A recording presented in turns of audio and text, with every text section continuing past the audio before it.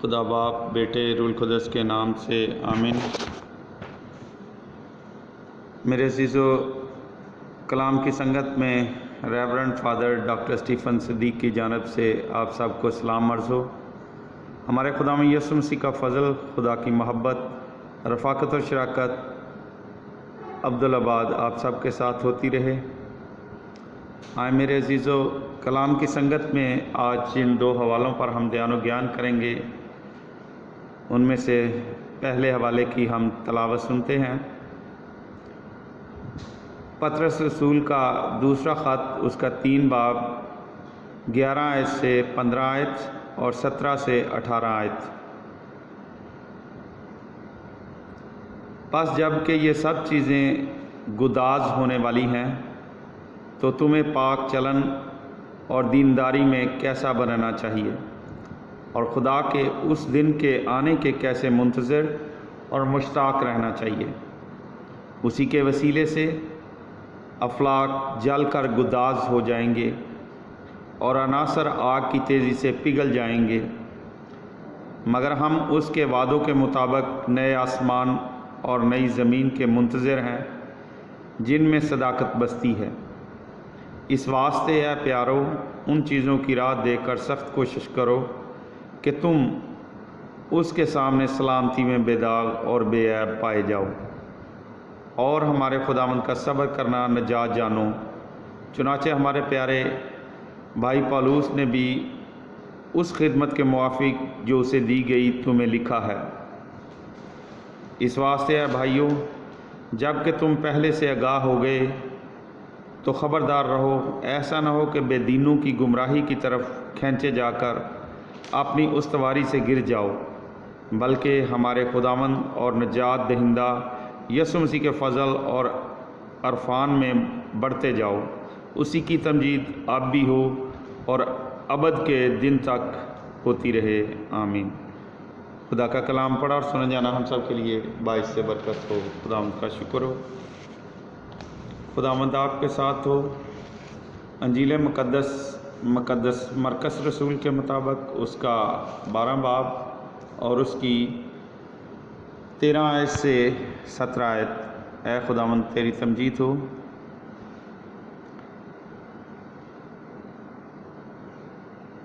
پھر انہوں نے بعض فریسیوں اور ہیرودیوں کو اس کے پاس بھیجا تاکہ اسے باتوں میں پھنسائیں۔ انہوں نے آ کر اس سے کہا، اے استاد، ہم جانتے ہیں کہ تو سچا ہے اور تجھے کسی کی پرواہ نہیں، کیونکہ تو آدمیوں کی طرفداری نہیں کرتا بلکہ راستی سے خدا کی راہ بتاتا ہے۔ پس کیا قیصر کو خراج دینا روا ہے یا نہیں؟ کیا ہم دیں یا نہ دیں؟ اس نے ان کا مکر جانتے ہوئے ان سے کہا، تم مجھے کیوں آزماتے ہو؟ 1 دینار میرے پاس لاؤ کہ میں دیکھوں۔ پس وہ لے آئے۔ تب اس نے ان سے کہا کہ یہ صورت اور تحریر کس کی ہے؟ انہوں نے اس سے کہا، قیصر کی۔ یسوع نے ان سے کہا، جو قیصر کا ہے قیصر کو، اور جو خدا کا ہے خدا کو ادا کرو۔ اور وہ اس پر نہایت متعجب ہوئے۔ یہاں تک آج کی انجیل مقدس کے وسیلے سے ہم سب کی خطائیں معاف کی جائیں۔ اے مسیح تیری ستائش ہو۔ آئے میرے عزیزو، ہم کلام مقدس میں سے جو ہم نے پہلا حوالہ تلاوت کیا ہے اس پر دھیان و گیان کرتے ہیں۔ پطرس رسول کا دوسرا خط، اس کا 3 باب 11 آیت سے۔ عزیز مومنین، اب پطرس ٹھٹھا کرنے والوں کی طرف سے منہ موڑ کر ایمانداروں کو ان کے فرائض یاد دلاتا ہے۔ جب یہ سب چیزیں اسی طرح پگھلنے والی ہیں تو تمہیں پاک چال چلن اور دینداری میں کیسا کچھ ہونا چاہیے۔ ہر مادی شے پر تباہی کی مہر لگی ہوئی ہے۔ وہ چیزیں جن پر انسان فخر کرتا ہے اور جن کے لیے وہ زندہ رہتا ہے، وہ سب جاتی رہیں گی۔ مادی اشیاء کے لیے زندگی بسر کرنے کا مطلب عارضی چیزوں کے لیے زندہ رہنا ہے۔ عقل سلیم ہمیں بتاتی ہے کہ ہم دنیا کی چمکدار چیزوں اور کھیل کھلونوں سے منہ موڑ کر پاکیزگی اور دینداری میں زندگی بسر کریں۔ یہ ایک سادہ سی بات ہے کہ ہم وقتی چیزوں کی بجائے ابدیت کے لیے زندگی بسر کریں، مادی چیزوں کی بجائے روحانی چیزوں پر زور دیں اور تباہ ہونے والی چیزوں کی بجائے قائم رہنے والی چیزوں کو چنیں۔ عزیز مومنین، ایمانداروں کو پر امید بھی ہونا چاہیے۔ انہیں خداوند کے اس دن کا منتظر اور سنجیدگی سے آرزو مند رہنا چاہیے۔ بعض لوگ ان الفاظ کو کہ اس دن کے آنے کا کیسا کچھ منتظر اور مشتاق رہنا چاہیے، یہ سکھانے کے لیے استعمال کرتے ہیں کہ اگر ہم اپنی زندگیاں خداوند کے لیے مخصوص کر دیں اور بے غرض خدمت کریں تو خداوند کی آمد کو جلد لا سکتے ہیں۔ لیکن اس تعلیم میں دو مشکلات ہیں۔ پہلی، خداوند کی آمد خداوند کا دن نہیں ہے۔ دوسری، اگر ہوتا بھی تو سوال پیدا ہوتا ہے کہ کیا وہ اپنے جوش اور جذبہ سے مسیح کی آمد کے وقت کو تبدیل کر سکتے ہیں؟ خدا کا دن ابدی حالت کی طرف اشارہ کرتا ہے۔ یہ خداوند کے دن کے آخری حصے کے بعد آئے گا، جب آسمان اور زمین تباہ کر دیے جائیں گے۔ خدا کا دن وہ ہے جب وہ آخری اور مکمل فتح حاصل کرے گا۔ اس وجہ سے عزیز مومنین، ہمیں اس دن کے منتظر اور مشتاق رہنا چاہیے۔ خدا کے دن کے بارے میں بیان کرتے ہوئے مقدس پطرس رسول یہ نہیں کہتے کہ بلکہ جس کے باعث آسمان آگ سے پگھل جائے گی اور اجرام فلک حرارت کی شدت سے گل جائیں گے۔ خدا کا دن وہ وقت نہیں ہے جس میں آخری تباہی وقوع پذیر ہوگی۔ عزیز مومنین، اس کے برعکس ضروری ہے کہ آخری عدالت خدا کے دن سے پہلے وقوع میں آ چکی ہو۔ آیت نمبر 13، آیت نمبر 12 میں ایمانداروں کو خاص کے خدا کے دن کا انتظار کرنے کو کہا گیا ہے۔ یہاں یہ بیان کیا گیا ہے کہ وہ نئے آسمان اور نئی زمین کا انتظار کرتے ہیں جن میں راست بازی بسی رہے گی۔ یہ اس نظریے کی تائید کرتی ہے کہ خدا کا دن ابدی حالت کی طرف اشارہ کرتا ہے جب نئے آسمان اور نئی زمین ہوگی۔ اشعیاء نبی کا صحیفہ 65 باب اس کی 7ویں آیت اور 66 باب 22ویں آیت میں نئے آسمان اور نئی زمین سے مراد 1000 سالہ حکومت اور ابدی حالت دونوں ہی ہیں۔ ہم جانتے ہیں کہ ان حوالوں میں 1000 سالہ حکومت شامل ہے کیونکہ وہاں گناہ موجود ہوگا اور بچے پیدا ہوں گے، لیکن پطرس اس کا اطلاق صرف ابدی حالت پر کرتا ہے کیونکہ موجودہ آسمان اور زمین پہلے ہی ختم ہو چکیں گے۔ پطرس کہتا ہے کہ نئے آسمان اور نئی زمین میں راست بازی سکونت کرے گی۔ اس وقت راست بازی کے ذریعے فضل بادشاہی کر رہا ہے۔ 1000 سالہ حکومت میں راست بازی بادشاہی کرے گی اور ابدیت میں راست بازی سکونت کرے گی۔ عزیز مومنین، زمینی بادشاہی میں مسیح لوہے کے عصا سے حکومت کرے گا اور وہ راست بازی کو قوت کے ذریعے نافذ کرے گا، لیکن ابدیت میں لوہے اور عصا کی ضرورت نہیں ہوگی۔ راست بازی وہاں موجود ہوگی، کوئی بھی گناہ وہاں امن و سلامتی یا اس منظر کی خوبصورتی کو دھندلا نہیں سکے گا۔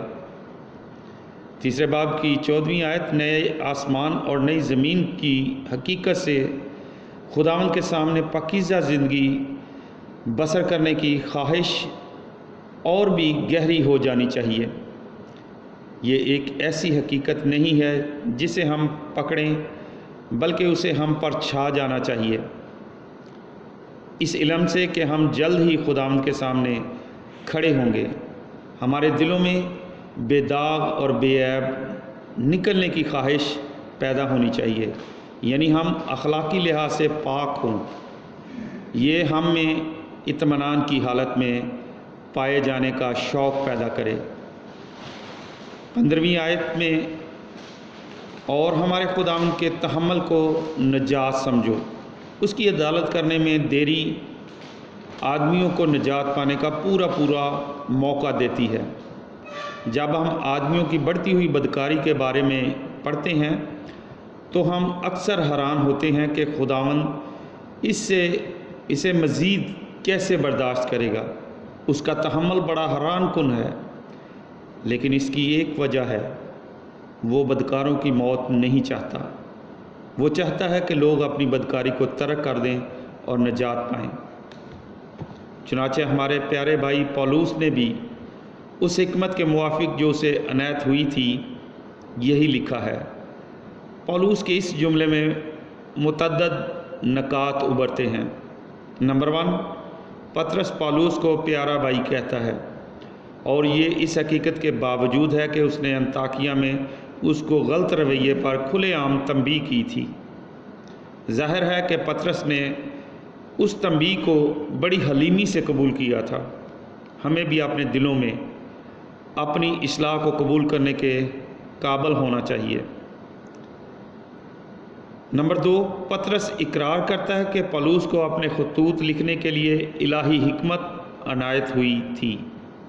یہ یقیناً اس بات کا اقرار ہے کہ پولوس کو لکھنے کے لیے الہی تحریک ملی تھی۔ اور تیسرا نقطہ، ظاہر ہے کہ پطرس کے قائرین نے پولوس کے ایک یا زیادہ خطوط کو پڑھا تھا۔ اس کا مطلب یہ ہو سکتا ہے کہ خطوط براہ راست ان کو لکھے گئے تھے یا اس علاقے میں گشت کرائے گئے تھے۔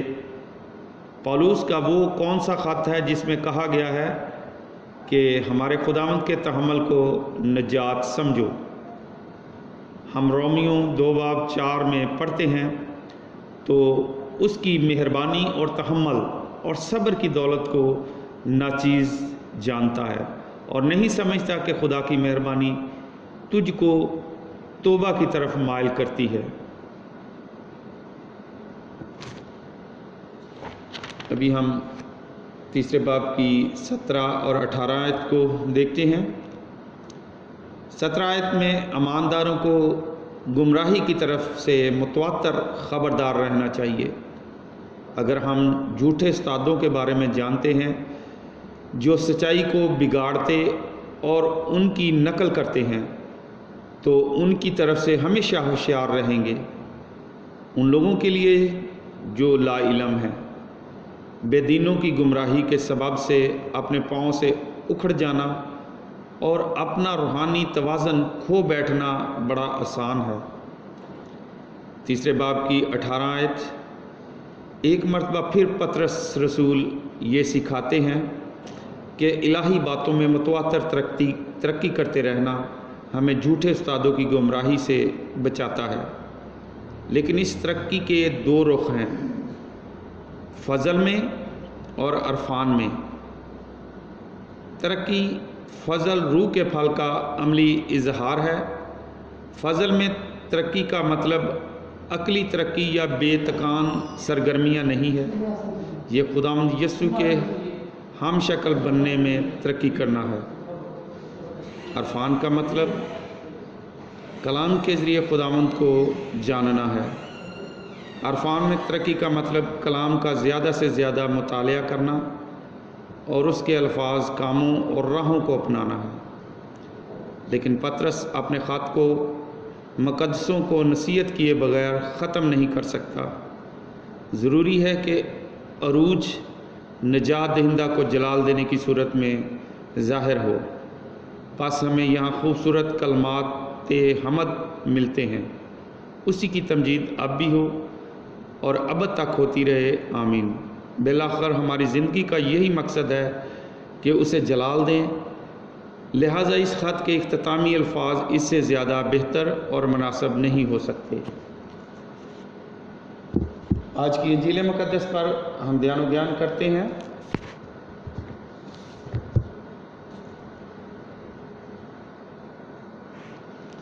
اٹھارہویں آیت سے 27ویں آیت۔ 18ویں آیت میں صدوقی اپنے زمانے کا آزاد خیال گرو تھا۔ وہ جسم کی قیامت کے تصور کا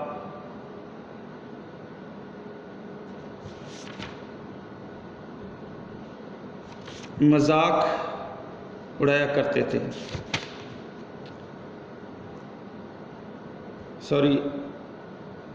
آج ہم تفسیر دیکھیں گے مرکز کی انجیل، اس کا 12 باب 13ویں آیت سے 17 آیت۔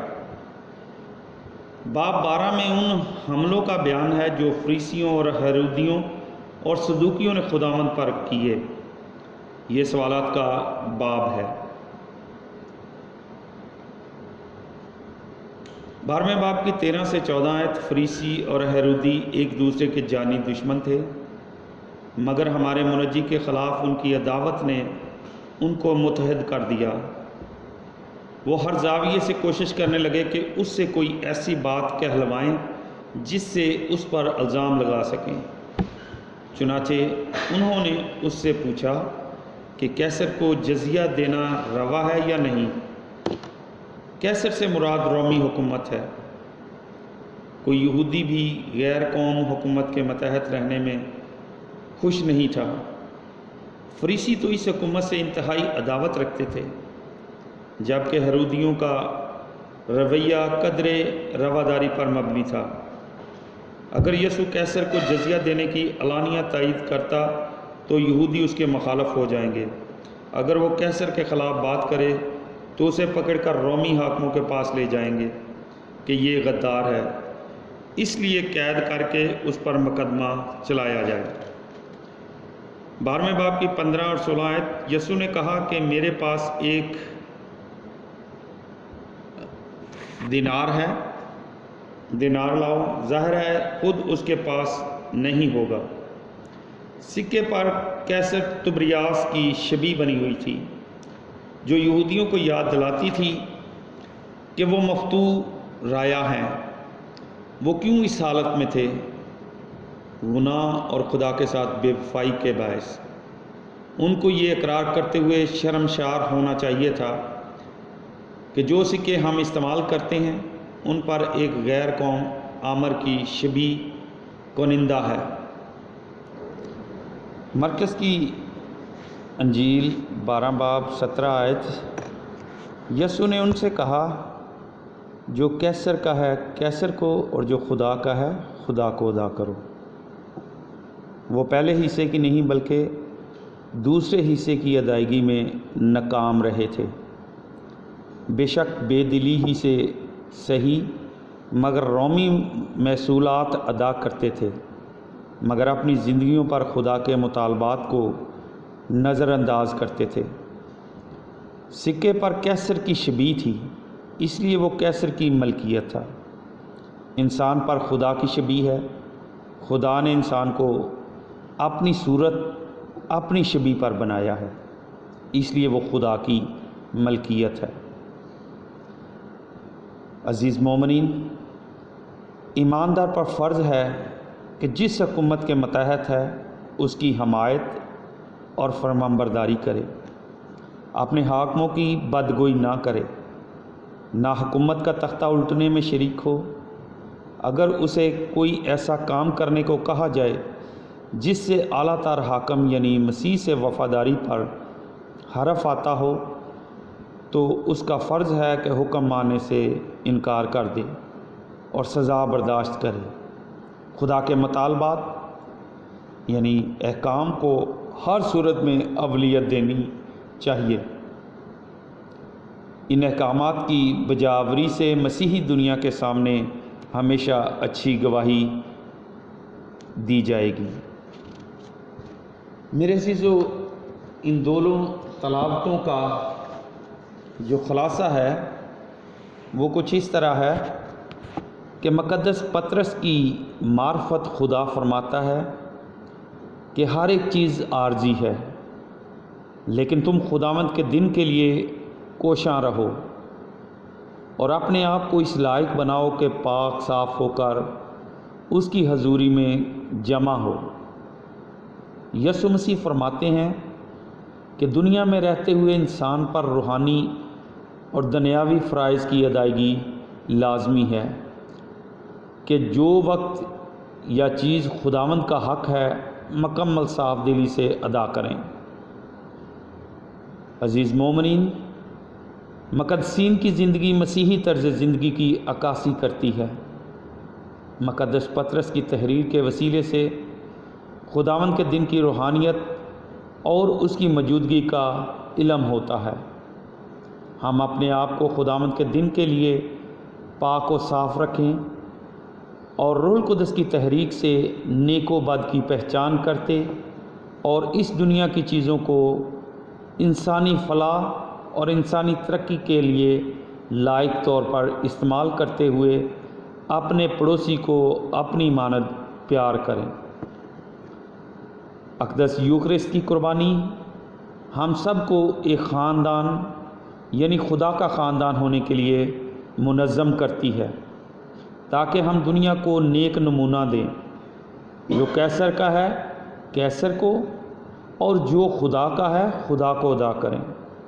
مزید برآں آج کلام مقدس یہ پیغام دیتا ہے کہ ہم دنیا میں رہتے ہوئے اپنے حقوق و فرائض کو واجب اور لائق طور پر سر انجام دیں اور روحانی ذمہ داریوں اور عقائد کی پاسداری کرتے ہوئے اس دنیا میں مسیحی چال چلن سے یسوع کے سچے اور وفادار پیروکار اور شاگرد بنے۔ خدا ہم سب کو برکت دے، عقل دانائی، فہم بخشے تاکہ ہم اس کے کلام کے سچے موتیوں کو بہتر سے بہتر طریقے کے ساتھ سمجھ سکیں۔ آمین۔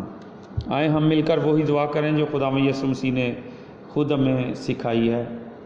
اے ہمارے باپ، تو جو آسمان پر ہے، تیرا نام پاک مانا جائے، تیری بادشاہی آئے، تیری مرضی جیسے آسمان پر پوری ہوتی ہے زمین پر بھی ہو۔